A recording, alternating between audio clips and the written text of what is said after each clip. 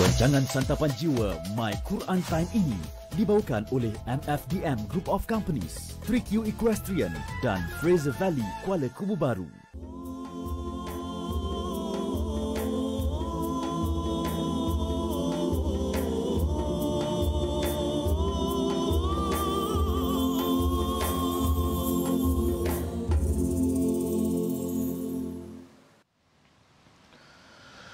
أعوذ بالله من الشيطان الرجيم بسم الله الرحمن الرحيم الحمد لله رب العالمين الرحمن الرحيم مالك يوم الدين إياك نعبد وإياك نستعين اهدنا الصراط المستقيم صراط الذين أنعمت عليهم غير المغضوب عليهم ولا الضالين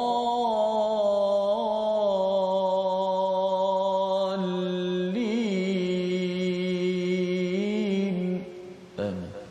Assalamualaikum warahmatullahi wabarakatuh. Alhamdulillah wassalatu wassalamu ala Rasulillah wa ala alihi wa man wala syada la ilaha illallah syadana Muhammadan abduhu wa rasuluhu. Allahumma salli ala sayidina Muhammad wa ala alihi wa sahbihi ajma'in. Amma ba'du. Apa khabar tuan-tuan dan puan yang dirahmati Allah sekalian?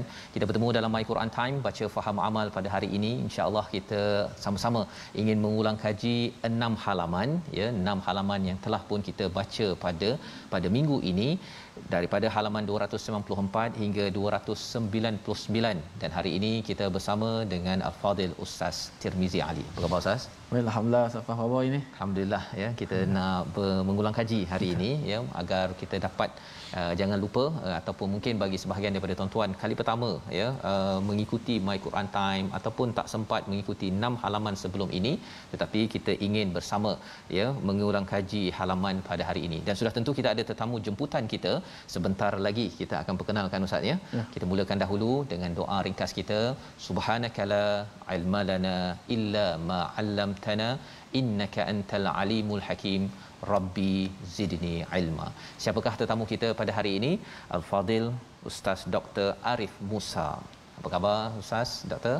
Alhamdulillah, sihat Ustaz. Alhamdulillah. Harap Ustaz Fazrul pun sihat sama. Alhamdulillah sihat, alhamdulillah ya. Bersyukur betul ya bila dapat bertemu dengan Dr. Arif pada hari ini untuk mengulang kaji surah Al-Kahfi, surah yang amat menarik Ustaz ya. Amat menarik ya. Jadi apa komen Ustaz hari ini? Apa khabar semuanya? Alhamdulillah sihat, semua ahli keluarga pun sihat semua. Alhamdulillah.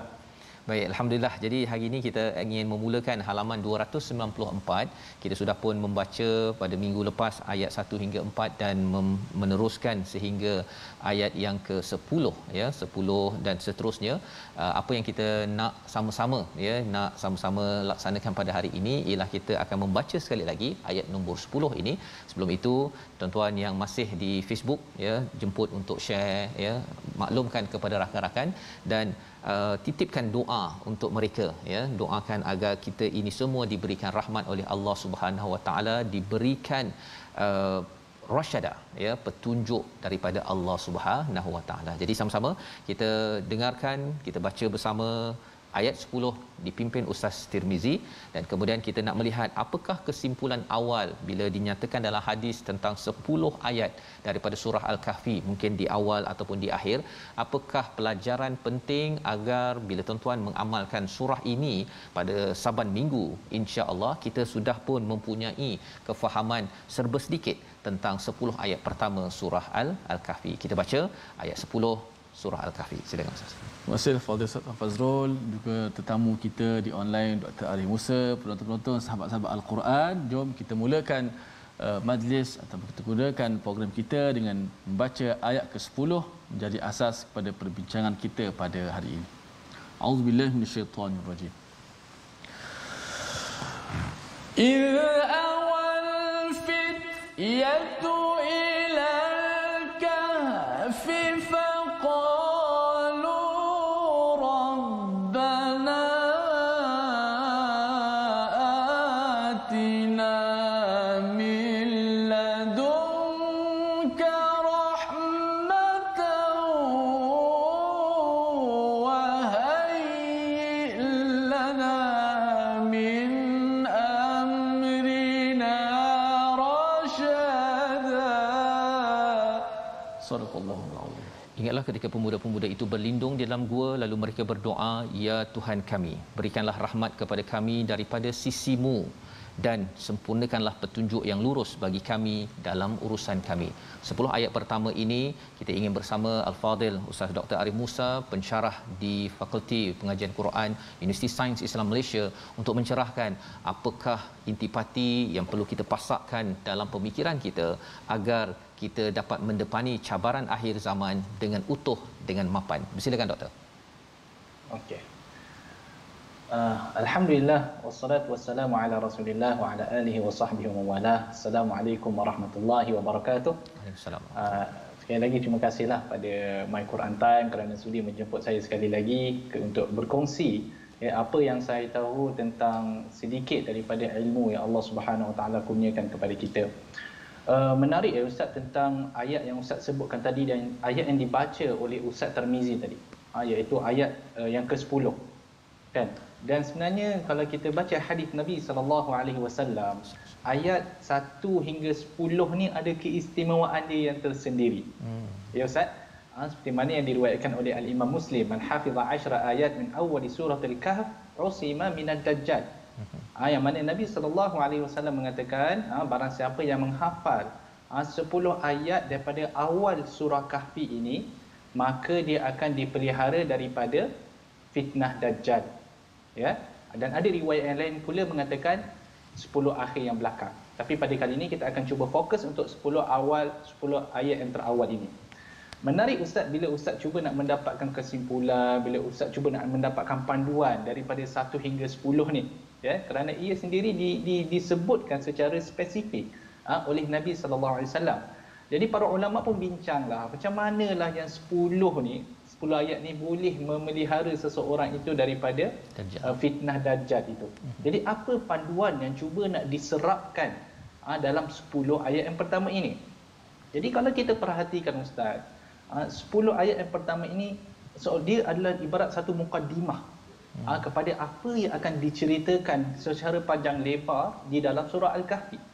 Kalau kita melihat, ya, kita kena pegang dengan panduan-panduan yang Allah Subhanahu Wa Taala letakkan dalam 10 ayat yang pertama.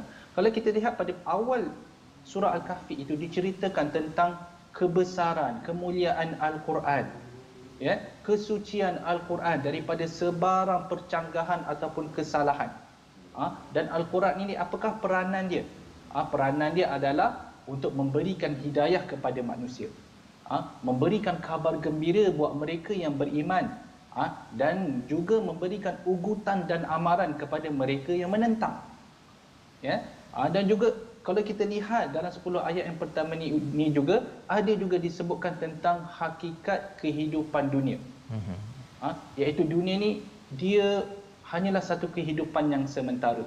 Manakala yang lebih penting adalah di mana kita semua akan kembali pada satu masa nanti. Jadi bila kita faham konteks dia, kita faham hakikat kehidupan dunia, maka terserlahlah keperluan kita untuk beramal dengan sebaik-baik amalan. Ya. Dan kalau kita lihat yang ayat yang Ustaz Tirmizi baca tadi, saya suka sebab dia diakhiri dengan satu doa. Ya, kan? Betul. Kalau kita faham dengan kisah Ashabul Kahfi dan disebutkan oleh para ulama, iaitu surah Al-Kahfi ni secara ringkas dia nak menceritakan tentang fitnah kehidupan. Yang mana ada dalam 4 fitnah kalau tak silap saya, iaitu fitnah agama, fitnah harta, fitnah ilmu, fitnah kekuasaan, ya. Tetapi di dalam ayat yang dibacakan oleh Ustaz Tirmizi tadi, kerana kita tahu bahawa fitnah yang dihadapi oleh Ashabul Kahfi adalah fitnah agama, dan nanti bila kita akan, na'udzubillah lah, minta kita tak sempat dengan Dajjal lah kan. Bila seseorang itu berjumpa dengan Dajjal, fitnah yang paling besar yang dia akan hadapi adalah fitnah agama. Jadi di sini Allah Subhanahu Wa Taala seolah-olah memberikan panduan kepada kita. Di mana kita walaupun kita melengkapkan diri kita dengan keimanan, kita cubalah lengkapkan diri kita dengan ilmu yang sahih apa semua, dalam masa yang sama kita perlu meletakkan pergantungan kita kepada Allah Subhanahu Wa Taala. Kerana agama seseorang itu sangat sukar untuk dijaga, ustaz. Pelbagai cabaran dan dugaan yang kita tak yang kita nak kena hadapi. Jadi itulah pentingnya doa yang dibaca oleh Ustaz Tarmizi tadi, Rabbana atina min ladunka rahmah wa hayyi' lana min amrina rasyada. Wahai Tuhan kami, kurniakanlah kami rahmat dari sisimu dan berikanlah kemudahan-kemudahan serta pimpinan kepada kami untuk keselamatan agama kami. Dan betapa pentingnya doa ini, lebih-lebih lagi bila seseorang itu sedang diuji dengan fitnah Dajjal. Jadi pendek kata apa yang saya cuba nak sampaikan Ustaz, iaitu panduan yang diletakkan pada 10 ayat yang pertama ini perlu dihayati oleh setiap orang. Kerana apa? Kerana ia insya-Allah akan menjadi perisai untuk kita menghadapi. Nauzubillah, minta kita tak jumpa lah Ustaz, sebab fitnah Dajjal ni bukan fitnah yang biasa Ustaz. Fitnah yang diberi peringatan oleh bukan sahaja Nabi SAW, bahkan nabi-nabi yang sebelum ni pun dah memberi amaran tentang fitnah Dajjal ni. Tetapi jikalau seseorang itu diuji dengan fitnah Dajjal, maka baik juga kalau dia mengamalkan doa ini sebagai perisai. Wallahu a'lam. Terima kasih diucapkan pada Dr. Arif Musa menjelaskan ya. Terima kasih atas penjelasan bahawa 10 ayat ini penting Ustaz ya untuk mengelakkan daripada fitnah Dajjal. Dan kalaupun kita tidak sampai pada Dajjal itu, rupa-rupanya kita tidak mahu tertipu dengan ajaran-ajaran yang mini Dajjal. Dajjal kecil Ustaz ya istilahnya, iaitu mungkin ada ajaran-ajaran sesat, ada di kalangan yang mencari agama Ustaz, tetapi mungkin bertemu dengan kumpulan-kumpulan yang tidak ada senarai semak 10 ayat ini. Contohnya kalau nombor 1 seperti mana yang dinyatakan tadi, ada Quran. Kadang-kadang ada Quran Ustaz tapi dibaca terbalik daripada belakang, kemudian ditulis dicampur-campurnya, kemudian dikata ini adalah rahsia untuk jadi kebal. Contohnya kan. Ini adalah perkara-perkara pelik yang dicari oleh manusia, tetapi sebenarnya Allah menyatakan peristiwa Ashabul Kahfi ini sudah cukup pelik. Tetapi bukan sekadar Ashabul Kahfi, segala benda yang ada di atas muka bumi ini sebenarnya adalah ajaba ya, sebagai satu ayat daripada Allah SWT untuk kita perhatikan. Sebabnya kalau kita melihat pada halaman 295, salah satu daripada cara Allah menjaga kepada hamba-Nya yang berlindung di gua untuk menyelamatkan iman ini, Allah berikan panduan ataupun berikan arahan kepada matahari, contohnya kepada bagaimana cara sudut ianya menyinari kepada gua tersebut. Ayat 17 yang kita nak baca bersama, dan lebih daripada itu kita nak melihat bersama dengan Dr. Arif Musa mengapa sampai 2 ayat yang panjang Allah cerita pasal matahari, tentang bergerak kiri kanan, apa mesej penting untuk kita menjaga agama ini sendiri di akhir zaman. Ayat 17 kita baca bersama Ustaz Tarmizi. Baik, kita baca ayat yang ke-17 surah Al-Kahfi. A'udzu billahi minasy syaithanir rajim. وترى الشمس إذا طلعت تزاور عن كهفهم ذات اليمين وإذا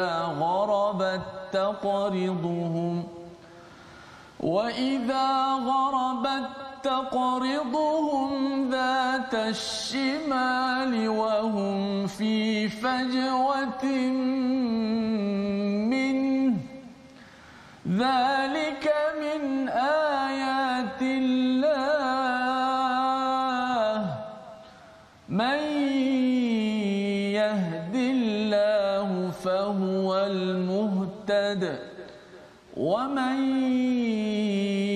يضلل فلن تجد له وليا مرشدا. صدق الله. Surah Al-Azim. Dan engkau akan melihat matahari ketika terbit condong daripada gua mereka ke sebelah kanan, dan apabila matahari itu terbenam ke sebelah kiri mereka, sedang mereka berada dalam tempat yang luas di dalam gua itu. Itulah sebahagian daripada tanda-tanda kebesaran Allah. Barang siapa diberi petunjuk oleh Allah, maka dialah yang mendapat petunjuk. Barang siapa yang disesatkannya, maka engkau tidak akan dapat seorang penolong yang dapat memberi petunjuk kepadanya.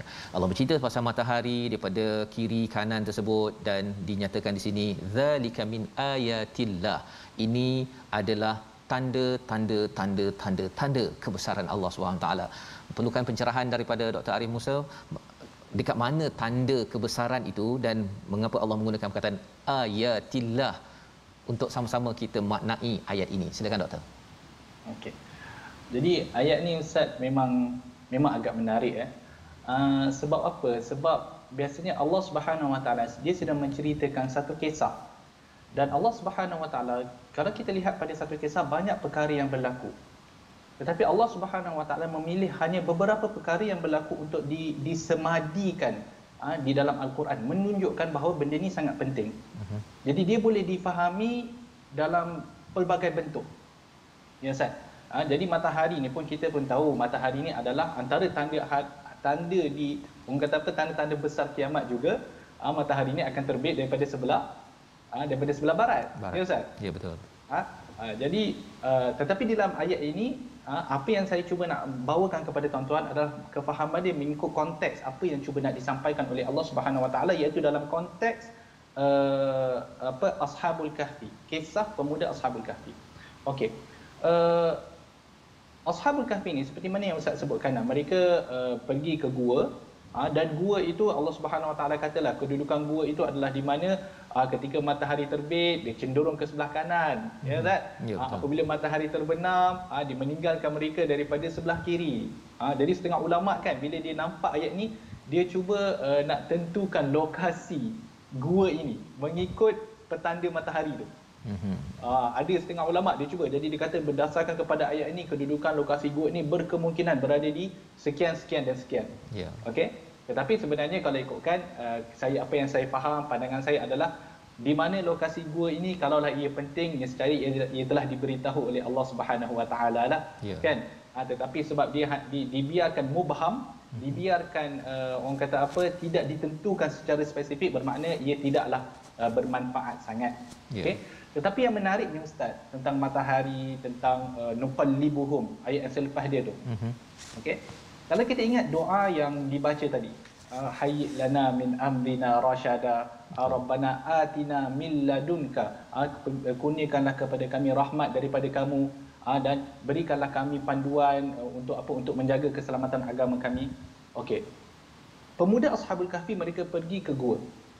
Yang mana gua itu, okey, Allah Subhanahu Wa Taala memelihara mereka daripada terkena dengan matahari. Betul tak? Sebab matahari ni kalau kena pada satu benda pada masa yang lama, cahaya matahari ni dia boleh merosakkan benda tersebut. Betul. Kan? Kalau kita letak kereta kat luar Ustaz, sekarang pun tengah musim cuaca panas juga Ustaz ni. Jadi kalau kita letak kereta di luar, matahari asyik kena matahari, lama-lama kereta tu rosak. Betul. Apatah lagi kalau kita letak kereta di luar selama 300 tahun. Selamat Ustaz, kereta tu hancur berderai. Hancur, betul. Jadi Allah Subhanahu Wa Taala nak memelihara Ashabul Kahfi ini. Kalau kita baca tafsir Ibnu Kathir, kita boleh lihatlah Allah Subhanahu Wa Taala memelihara mereka dengan, kalau Ibnu Kathir punya pendapat, dia Allah Subhanahu Wa Taala mengubah sedikit gerak cahaya tu supaya ia tidak mengenai kepada Ashabul Kahfi. Jadi badan mereka terpelihara. Itu yang pertama.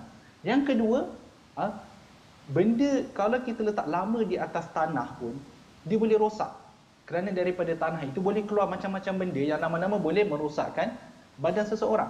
Betul. Kan? Jadi Allah Subhanahu Wa Taala dia nak pelihara Ashabul Kahfi ini, nuqallibuhum. Itu dia, membolak-balikkan.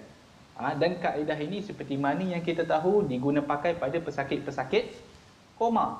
Zaman kalau mereka koma lama, baring, kalau dia baring 2 bulan tak ada orang pusingkan dia, jawabnya belakang dia akan berkudis, akan rosak daging dia semua.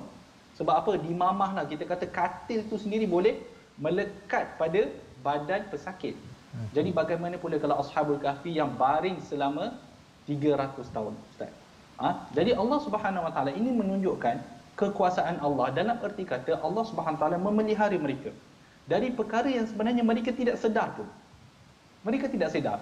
Ashabul Kahfi tidak sedar ini adalah bantuan yang Allah Subhanahu Wa Taala sampaikan kepada mereka, mengelakkan matahari daripada menimpa diri mereka, dan juga mengelakkan tanah daripada memamah badan mereka. Okey, apa yang kita boleh dapat? Kalau saya cuba dapatkan pengajaran lah daripada ayat ni Ustaz, saya nampak bahawa Allah Subhanahu Wa Taala pada diri kita ini terdapat pemeliharaan Allah Subhanahu Wa Taala yang tidak kita sedari. Allah Subhanahu Wa Taala sentiasa memelihara kita, lebih-lebih lagi jikalau kita ini di kalangan orang yang beriman. Jadi kalau mereka yang di luar sana, kalau ada masalah kemurungan, ya, dia macam kadang-kadang orang yang ada depression, Ustaz, dia rasa macam diri dia sunyi kot. Macam dia rasa yalah perasaan mungkin tak ada orang ambil kisah, tak ada orang ambil berat, ya. Kita kena tahu bahawa Allah memelihara kita. Ya. Tetapi mungkin cara Allah pelihara kita itu adalah dengan cara yang kita tidak sedar. Seperti mana Ashabul Kahfi tadi, dia tidak sedar matahari tidak menimpa badan dia tidak sedar bahawa bagaimana dia terbalikkan. Jadi kita pun perlu ingat bahawa Allah Subhanahu Wa Taala memelihara kita. Kalaulah kita terasa bahawa tak ada orang yang kisah pada diri kita, ingatlah bahawa Allah menyayangi kita dan sentiasa memelihara diri kita. Itu adalah saya punya kefahaman dan saya punya tadabbur pada ayat yang dibaca tadi. Jadi petunjuk Allah itu, petunjuk kekuasaan Allah terserlah pada pemeliharaan Allah terhadap hamba-Nya yang beriman. Wallahu a'lam. Terima kasih ucapkan pada Dr. Arif ya, menjelaskan tadabbur ataupun pelajaran daripada ayat ini Ustaz ya. Maksudnya matahari itu adalah salah satu daripada tentera Allah yang Allah jadikan sebagai sumber rahmat ya, kasih sayang Allah tunjukkan, walaupun perasan tak perasan lah, mana je perasan pun 309 tidur kan, tidur matahari tak kena direct. Kalau tidak, ada yang tulis di dalam Facebook ini kata matahari kalau kena dekat steering kereta pun Ustaz ya, kalau sampai 5-6 jam, kalau panas sangat nak pegang steering pun susah. Betul. Kan, belum lagi 300 tahun kena steering, habis steering tersebut kan, ataupun tempat duduk ataupun cat kereta daripada cantik molek akhirnya hancur disebabkan apa? Disebabkan matahari itu kena secara direct. Dan lebih daripada itu, kita perasan bahawa matahari adalah salah satu daripada anugerah daripada Allah SWT untuk memastikan keseimbangan alam ini. Dan kalau ada yang depressed ataupun stres Ustaz ya, kata Dr. Arif sebentar tadi, pergi cari matahari ya, tengok, ambil cahaya, keluar sikit rumah ke, ambil cahaya matahari.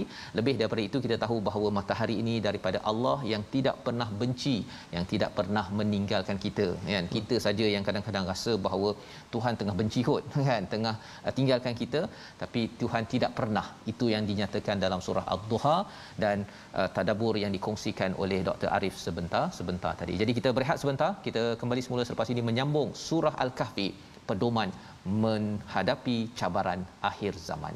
My Quran Time, baca faham amal. InsyaAllah.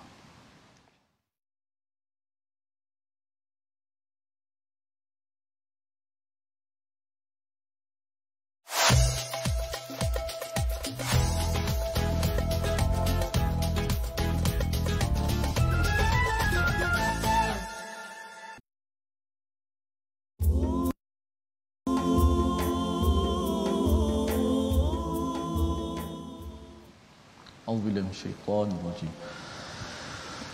Wa kadzalika a'tharna 'alaihim liya'lamu anna wa'dallahi haqqun wa anna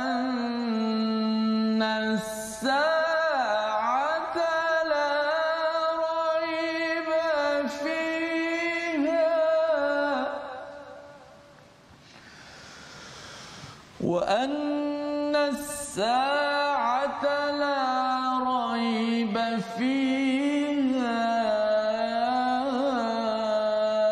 إذ يتنازعون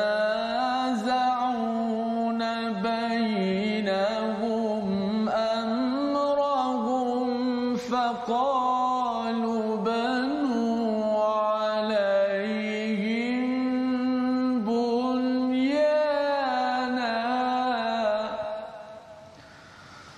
ربهم أعلم بهم قال الذين غلبوا على أمرهم لنتخذن عليهم Sadaqallahu. Surah Al-Azim, begitulah ayat 21 daripada surah Al-Kahfi untuk kita meneruskan ulang kaji pada halaman 294 hingga 299. Terima kasih ucapkan pada Ustaz Tirmizi, dan kita bersama dengan Al-Fadhil Ustaz Dr. Arif Musa pada hari ini untuk kita melihat ayat 21, dan demikian kami perlihatkan manusia dengan mereka agar mereka tahu bahawa janji Allah itu benar dan bahawa kedatangan hari kiamat tidak ada keraguan padanya. Ketika mereka berselisih tentang urusan mereka tentang Ashabul Kahfi, maka mereka berkata, dirikanlah sebuah bangunan di atas gua mereka. Tuhan mereka lebih mengetahui tentang mereka. Orang yang berkuasa atas urusan mereka berkata, kami pasti akan mendirikan sebuah rumah ibadah di atasnya. Penggunaan perkataan masjidah di situ sebagai satu perkara yang mungkin kita perlukan pencerahan daripada Dr. Arif Musa. Apakah yang dimaksudkan dengan masjidah di sini? Apakah panduan dan juga pelajaran untuk kita pada tahun 2021 ini? Silakan Dr. Arif. Okey. Jadi seperti mana yang kita tahu, pertama sekali terima kasih Ustaz Fazrul atas soalan. Apa yang kita tahu, apa yang kita faham daripada kisah Ashabul Kahfi mungkin telah dijelaskan oleh Ustaz Fazrul dalam sesi-sesi yang sebelum ini, iaitu sampai ke satu masa Allah Subhanahu Wa Taala membongkarkan kisah Ashabul Kahfi ini kepada penduduk pada zaman itu. 300 tahun kemudian ataupun 309 tahun Hijri, maka Allah Subhanahu Wa Taala membongkarkan yang mana penduduk pada zaman itu berserta dengan pembesar dia ataupun raja dia pada masa itu, mereka tahu tentang kisah Ashabul Kahfi ini. Dan sampai ke masa Allah Subhanahu Wa Taala mewafatkan ataupun mematikan Ashabul Kahfi ini. Jadi pada ketika itu penduduk masyarakat pada masa itu mereka berselisih pendapat. Orang ada setengah golongan yang mengatakan kita buat satu binaan atas kawasan gua itu untuk nak menyembunyikan perihal ataupun kisah ini. Ya. Ada pula golongan yang kalau disebutkan di dalam Al-Quran itu ghalabu ala amrihim. Maksudnya golongan-golongan ashabun nufuz. Maksudnya yang mana mereka ini mempunyai kuasa. Jadi golongan-golongan pembesar ni lah. Jadi golongan pembesar ni dia kata tak nak, kita jangan sembunyikan tempat ini, bukan nak kata kita tutup, kita tak nak tutup, kita nak buat masjid. Okey. Jadi dia nak buat masjid tu maksud dia kita nak buat tempat beribadah. Okey. Jadi soalan ni kat sini Ustaz, adakah apa yang mereka buat itu betul atau tidak? Di mana menjadikan tempat itu sebagai satu tempat beribadah, adakah itu betul atau tidak? Kalau kita lihat dalam kitab tafsir Ustaz, okey, benda ini dibincangkan oleh Al-Imam Ibn Kathir rahimahullah, dibincangkan oleh Al-Imam Al-Alusi, disebutkan juga oleh Syekh Tantawi, yang mana sebenarnya perbuatan mereka menjadikan tempat itu sebagai satu benda ibadah sebenarnya adalah salah. Adalah salah. Dan ini bertepatan dengan hadis Nabi SAW. Apa yang Nabi SAW sebut dalam bab ni? La'anallahu al-yahuda wan nasara ittakhadhu qubur anbiya'ihim wa salihihim masajid. Allah Subhanahu Wa Taala melaknat golongan Yahudi dan Nasara. Kenapa? Kerana mereka menjadikan kubur para nabi mereka dan orang-orang soleh di kalangan mereka sebagai tempat beribadah. Jadi kita boleh nampak di mana mereka ini, golongan pembesar ni, dia nak memuliakan Ashabul Kahfi sampai dibuat tempat kubur mereka itu sebagai satu tempat beribadah, dan itu sebenarnya wallahu alam ia bersalahan dengan ajaran yang diturunkan oleh Allah Subhanahu Wa Taala. Apa yang kita boleh dapat di sini yang disebutkan oleh para ulama sebenarnya Ustaz, kalau kita nak balik dalam konteks kita yang kita pada zaman sekarang, bahawa kita perlu bermoderasi. Kita perlu jangan melampau-lampau. Kita perlu berwasatiyah dalam kita memuliakan para anbiya dan juga para aulia. Kita memberikan mereka hak mereka sebagaimana yang ditetapkan Allah Subhanahu Wa Taala. Sebab tu Nabi SAW sendiri bila mana dia bercakap dengan umat dia, dia kata apa? La tatruni kama ataratin nasara Isa bin Maryam. Janganlah kamu melebih-lebihkan aku sebagaimana melebih-lebihnya golongan Nasara terhadap Nabi Isa alaihi salam. Jadi kita dalam kita memuliakan Nabi SAW, memuliakan para awliya, memuliakan orang-orang yang soleh, kita jangan melampau-lampau. Saya rasa Ustaz mungkin ada setengah orang Melayu kita ni kadang-kadang banyak je amalan-amalan dia Ustaz. Ya. Kadang-kadang yang terakhir kita dengar, kalau tak silap saya, mereka pergi mengambil satu tempat, mungkin tempat orang soleh ataupun kubur orang soleh, pergi bersembahyang di situ, pergi bersolat di situ, membuat ibadah di situ. Okey, kalau ikutkan kita cubalah untuk mengelakkan tempat-tempat macam ni daripada kita, kerana tak ditakuti kita menimbulkan fitnah. Betul. Lebih baik kita beribadah, nak beribadah, nak bersolat, pergilah ke masjid, tempat yang telah dikhususkan Allah Subhanahu wa taala untuk diimarahkan. Innama ya'muru masajidallahi man amana billahi wal yaumil akhir. Mereka yang mengimarahkan masjid adalah orang yang beriman pada Allah dan hari akhirat. Wa aqama salat, mereka menunaikan solat dan sebagainya. Ya. Jadi apa yang saya cuba nak sampaikan, tadabbur saya terhadap ayat ini, terhadap kisah ini adalah kita perlu bermoderasi, berwasatiyah di dalam memuliakan para anbiya dan juga golongan orang-orang yang soleh. Wallahu a'lam. Terima kasih diucapkan pada Dr. Arif ya, menjelaskan, dan bila Ustaz Dr. menjelaskan perkara ini Ustaz ya, dia ada kaitan dengan pembukaan 10 ayat pertama. Jangan merasakan bahawa Ashabul Kahfi ini min ayatina ajaba, takjub sangat ya, masa dia 309 tahun tak habis. Jadi baiklah saya ambil kuku dia, saya ambil air buat air penawar ke, macam-macam idea yang boleh wujud bila orang takjub kepada sesuatu ayat ya. Sepatutnya takjub pada pembina ayat, iaitu Allah Subhanahu Wa Taala, kepada kebesaran itu, bukannya takjub kepada makhluk tersebut. Sehingga kan ia disampaikan pada ayat 21. Terima kasih Dr. Arif menjelaskan bahawa rupa-rupanya sampaikan bab agama ini difitnah ataupun dia menjadi sesuatu yang menipu ya. Apabila seseorang itu ingin mendekatkan diri kepada agama, dia jadikan orang-orang soleh sebagai orang yang diidolakan, yang diangkat, dikultus ataupun disucikan, sehingga nak dibina masjid ataupun tempat beribadah di dalam ayat 20-21 ini sebagai panduan kita bersama yang kita ambil daripada halaman 296. Nak jaga agama, kita terus direct langsung kepada Allah Subhanahu Wa Taala.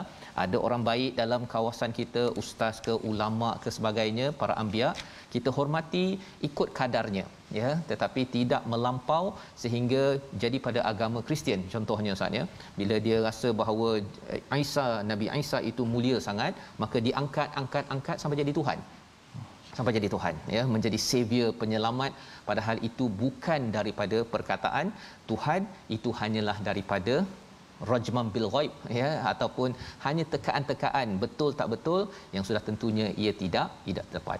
Kita teruskan pada halaman 297 ya. Kita bercakap tadi, apabila kita nak menjaga agama kita ini, kita perlu pastikan kita bersama dengan orang-orang yang baik dan kita membaca sumber yang baik, iaitu sumber daripada Al-Quran. Ayat yang ke-28 ada istilah iaitu jangan taat kepada orang yang lalai hatinya, yang kami lalaikan hatinya, dan juga mengikut hawa nafsu. Kita baca ayat 28 agar kita jelas bagaimana kita nak memilih kawan, memilih pemimpin dalam hidup di akhir zaman ini. Ayat 28 bersama Ustaz Tirmizi.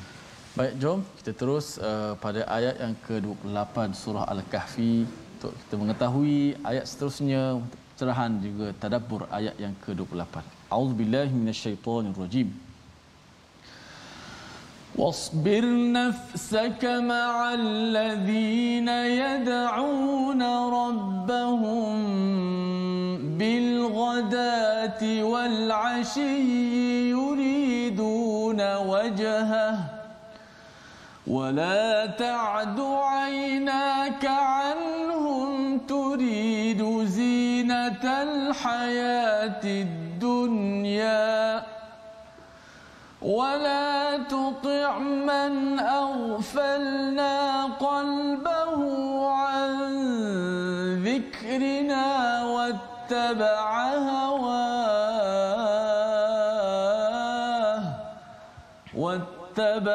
هواه وكان أمره فرطا.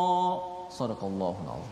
Dan bersabarlah engkau wahai Muhammad bersama orang yang menyeru Tuhannya pada waktu pagi dan senja dengan mengharap keredaannya, dan janganlah kedua-dua matamu berpaling daripada mereka kerana mengharapkan perhiasan kehidupan dunia, dan janganlah engkau mengikuti orang yang hatinya telah kami lalaikan daripada mengingat kami serta menuruti keinginannya dan keadaannya sudah melampau batas.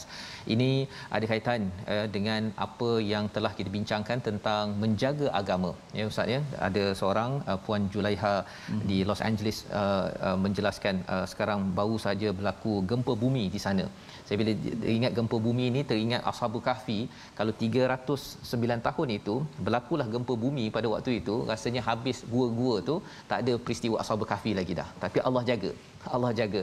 Dan ketika saya di sana dulu pun ada pengalaman tengok jam dia bergerak kan. Saya ingatkan saya yang pening.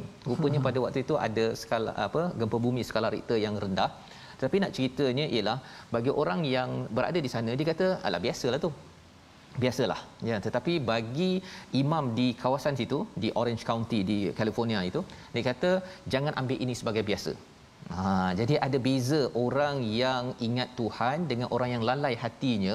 American sana tu memang dia kata biasa, it's okay, asalkan tidak runtuh apa sebagainya.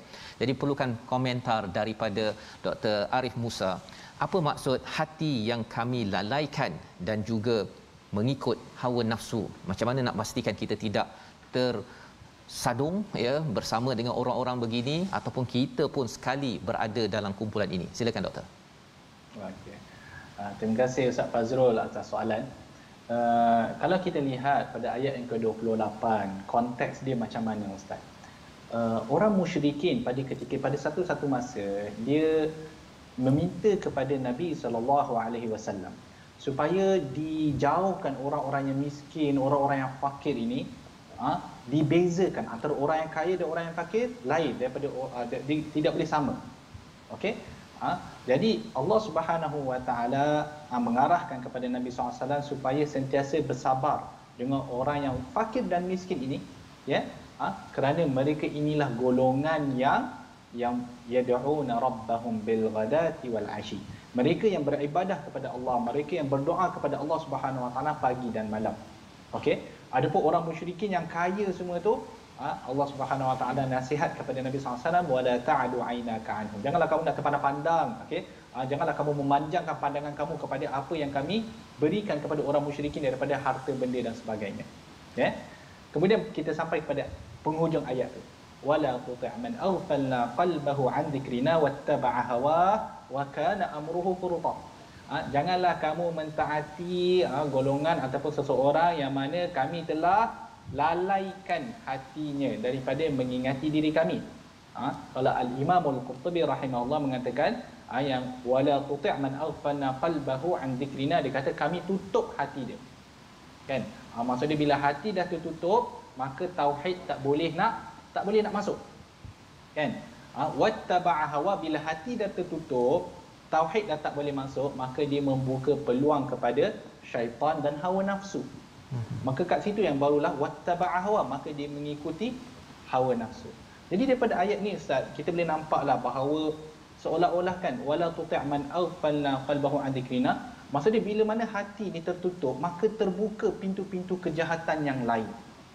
Sebab itu kalau kita lihat pada hadis Nabi SAW, inna fil jasadi mudghah, idza salahat salahal jasadu kulluh, wa idza fasadat fasadal jasadu kulluh. Kan? Di dalam jasad kita ada satu seketul daging, yang mana kalau daging itu baik, maka baiklah segala amalannya. Maka bila daging itu rosak, maka rosaklah segala amalannya, iaitu ala wahyal qalb, itu adalah hati. Jadi bila seseorang itu lalai daripada mengingati Allah Subhanahu Wa Taala, maka di saat itu dia akan mula menurut hawa nafsu. Okey, ayat ini memerintahkan Nabi SAW jangan taat. Saya suka di awal soalan Ustaz tadi, yang mana Ustaz mengaitkan dia dengan kepimpinan.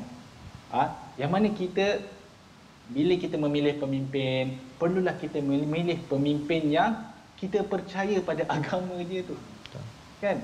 Sebab mereka inilah orang yang akan memerintah ataupun yang akan memberi keputusan dalam urusan-urusan kehidupan kita, baik dari segi urusan ekonomi kita sehinggalah ke urusan yang paling penting, iaitu urusan agama kita.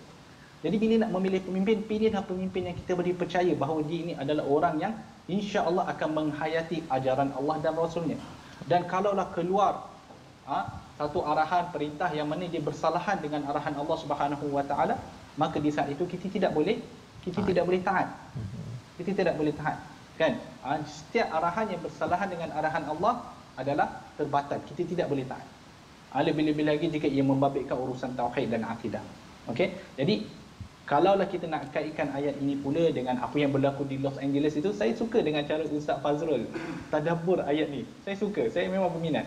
Kerana Ustaz Fazrul boleh mengaitkan dengan hati. Bila mana hati seseorang itu bersih, bila mana hati seseorang itu terikat dengan Allah Subhanahu Wa Taala, maka setiap apa yang berlaku di sekeliling dia akan mengaitkan dia kepada kekuasaan Allah Subhanahu Wa Taala, dengan rahmat Allah Subhanahu Wa Taala. Sebab tu Ustaz Fazrul, kalau kita lihat Nabi sallallahu alaihi wasallam, kalaulah berlaku satu perkara, contohlah ada angin yang kuat ataupun nampak awan yang gelap, Nabi SAW akan terus bersolat sunat. Kerana ditakuti itu adalah satu bentuk azab. Adapun kita, kalaulah nampak awan yang gelap sangat, apa yang kita biasa buat? Angkat kain baju. Tidur. Betul tak?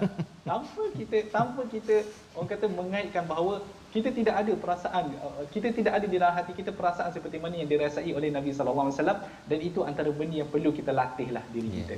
Kan, jangan nampak benda biasa. Sekarang saya boleh lihatlah COVID sekarang bagi orang macam benda yang dah biasa.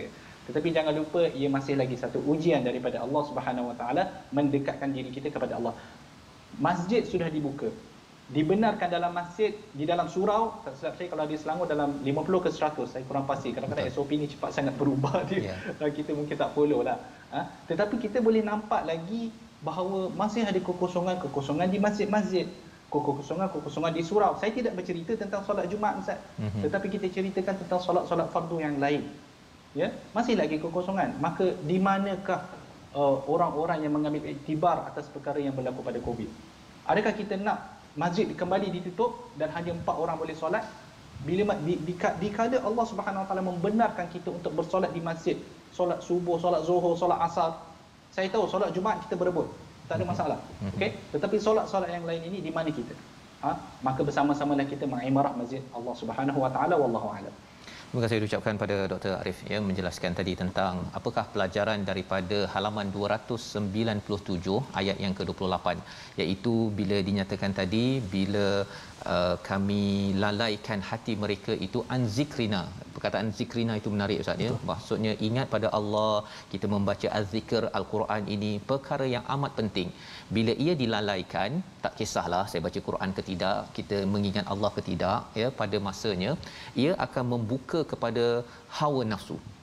Hawa nafsu itulah yang akan melatari kepada pemimpin, ibu, ayah membuat keputusan yang tidak berteraskan kepada kebaikan. Malah dinyatakan di sini wa kana amruhu furuta. Mereka akan sentiasa melampau batas. Kita rasa pelik macam mana dia boleh buat keputusan begini, tapi rupa-rupanya formulanya ialah apabila seseorang itu sentiasa membaca Al-Quran, berzikir dan juga bersama dengan sahabat-sahabat Al-Quran seperti tuan-tuan yang mengikuti My Quran Time ataupun majlis-majlis ilmu yang lain yang perlu kita perkasakan, yang perlu kita ingatkan sesama sendiri, termasuklah peringatan daripada Dr. Arif sebentar tadi. Masjid dah dibuka Ustaz ya, 50 100 orang, tetapi yang berebut-rebutnya ketika sembahyang Jumaat tu alhamdulillah berebut itu, tapi yang sembahyang setiap hari itu juga kita doakan tuan-tuan lah ya, yang akan memastikan daripada rumah masing-masing berebut-rebut kan, kalau boleh 50 tak cukup kan, sehingga kan ini menjadi satu petanda bahawa Tuhan sedang memberikan kepada kita rahmat yang sebenar-benarnya. Jadi terima kasih diucapkan pada Dr. Arif berkongsi banyak pencerahan pada hari ini. Kita doakan pada Dr. Arif terus dapat berkongsi lagi insya-Allah pada tuan-tuan yang berada, kita dapat meneruskan lagi surah Al-Kahfi pada hari esok pada halaman yang ke-300. Kita doa pada Allah, Allah pimpin kita, dan kali ini Ustaz Tirmizi bersama memimpin doa insya-Allah. Bismillahirrahmanirrahim. Alhamdulillahirabbil alamin wassalatu wassalamu ala asyrafil anbiya'i wal mursalin wa ala alihi wa sahbihi ajma'in. Allahumma ja'al jam'ana hadha jam'an marhuma wa tafarruqana min ba'dihi tafarruqan ma'suma. Allahumma inna nas'aluka 'ilman nafi'a wa rizqan thayyiban wa 'amalan mutaqabbala bi rahmatika ya arhamar rahimin. Walhamdulillahirabbil alamin.